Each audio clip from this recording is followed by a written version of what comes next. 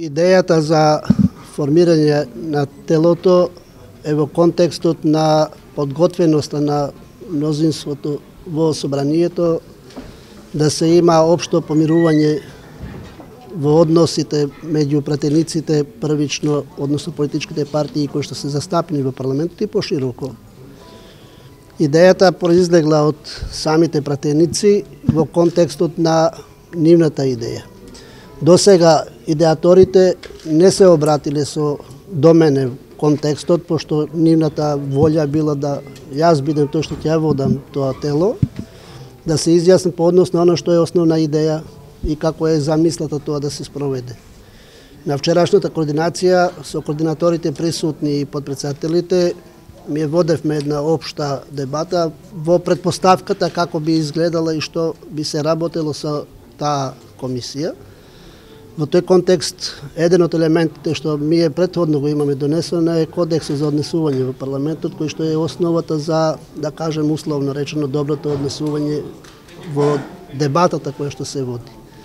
И од тука, мислам, очекувам пратениците кои што се идеаторите да инициират и соодветна средба, конкретно со идејата која име за тоа.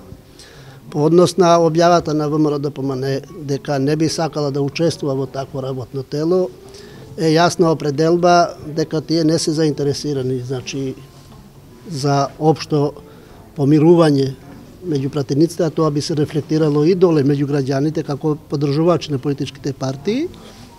И во тој контекст нивната најава дека би доставиле, сега тоа од вас го слушам, немаат најавено, дека би доставиле конкретен закон за амнестија, тоа мислам дека е работа која што во соодветна форма, формално како претеници, секако имаат надлежност да достават било каков вид проект закон или нацрт закон, предлог закон, и тоа не е спорно дека може да го постават, но која би била идејата на таков закон, ќе треба да се објаснат што би допринело за нив како субјект, односно што би допринело воопшто за имиджот, за позицијата на собранието, доколку несоодветно се влезе во едно такво законско решение. Не можам да преедуцирам што би било идејата на таков закон и во кој опфат би било, но во секој случај од формално правен аспект легитимно е право на секој пратеник да предложи предлог закон, па и таков евентуален, но е стварна работа на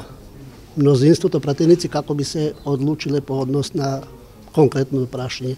Конкретно ќе може да се разговара по тоа прашање доколку и конкретно добијам соодветен предлог закон. Прва и основна обврска е на предлагачот да подготви нацрт амандмани.